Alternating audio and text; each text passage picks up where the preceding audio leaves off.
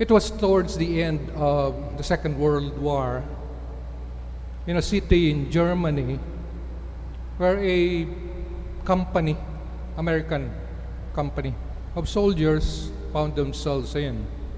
They were assigned or the task of, cleansing kind of the place of snipers, of dangers to civilians and to themselves, of course.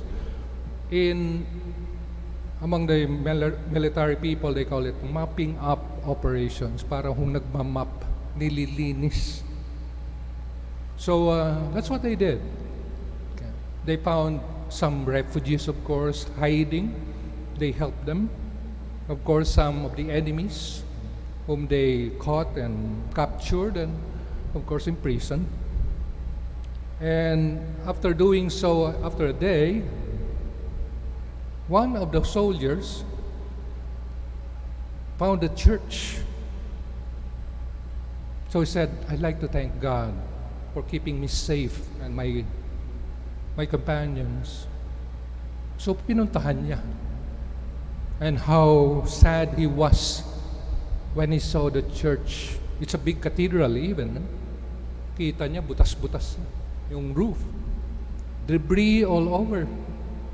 The pews were there, but much of it, of the church or the cathedral, was destroyed.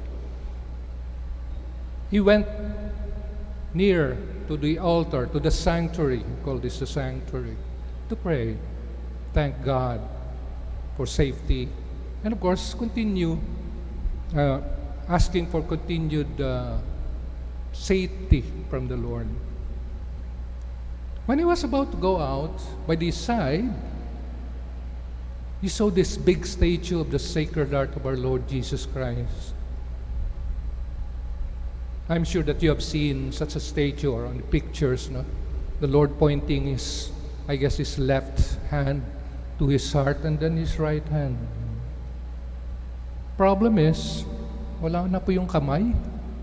Nabagsakan siguro, kaya bumagsak na rin, nasira na. Kaya with no hands, yung statue of the Sacred Heart of Jesus.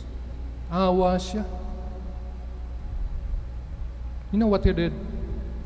Look for a piece of a cardboard, maaaring lying down, and he found it. A piece of string, binutasan niya yung made two holes on the cardboard. Wrote something. He has a pencil, no? Dinidilaan pa yun. After a time, may tali na. What was left of the arm of that statue, the most Sacred Heart of Jesus, doon niya sinabit and left. You know what he put there? I have no hands but yours. I have no hands but yours. A kind of a supplication of Jesus, the most Sacred Heart. Wala akong kamay. Kayo ang kamay ko. It's a beautiful story. But at the same time, a story of challenge for each and every one of us. Wala na nga siyang kamay eh. He's not walking on this earth. He's not alive physically just like you and me right now.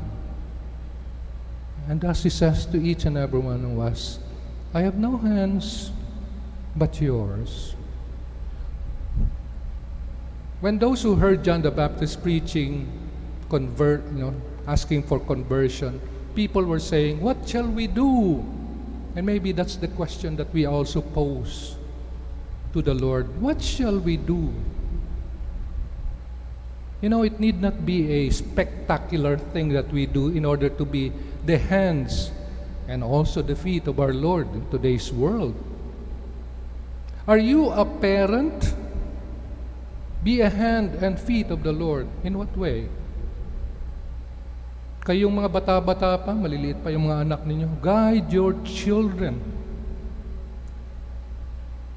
Especially, direct them to God. Marami ng kabataan ngayon siguro, hindi na masyado nakakilala sa Panginoon. No? Well, we're still blessed in the Philippines because religiosity, spirituality is still strong in a way, no? But you to look into the Western countries. I recently got a forwarded message. Picture.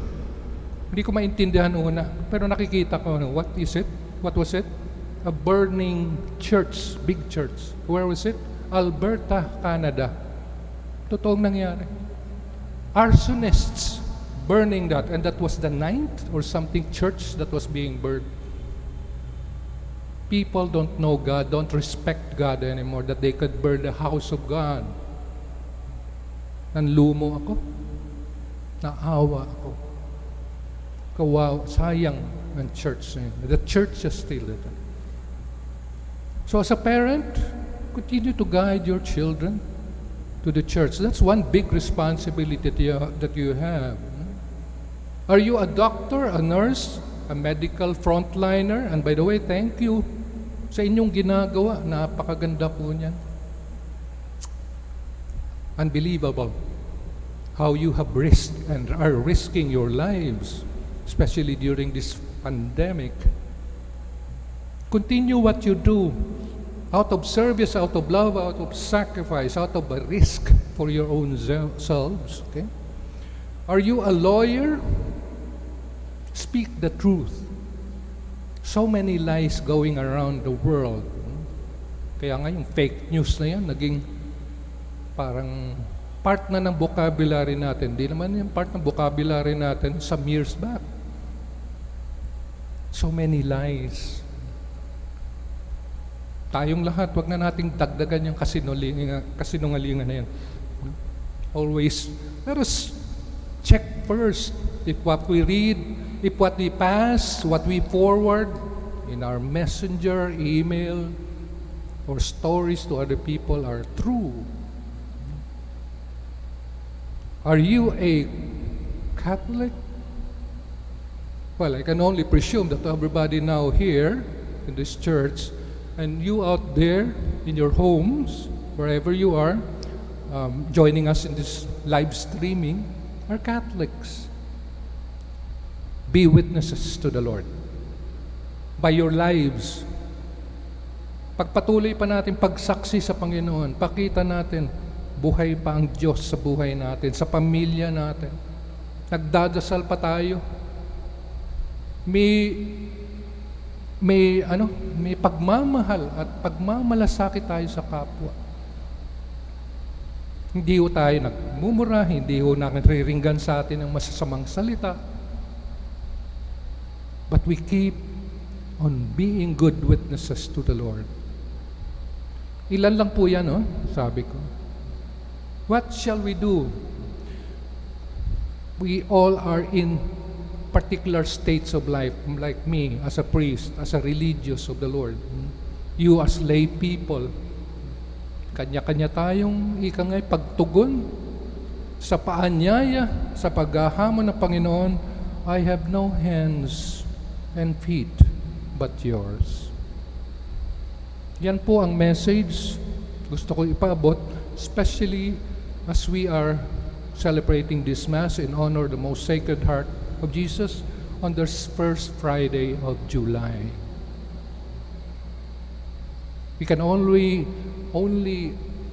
trust that our Lord will accompany us, encourage us, strengthen us, be with us as we continue also to be His feet and His arms and His hands in today's world. Let's do that. Maasahan po natin, Panginoon natin, hindi ho tayo pababayaan. May the most Sacred Heart of Jesus bless each and every one of you.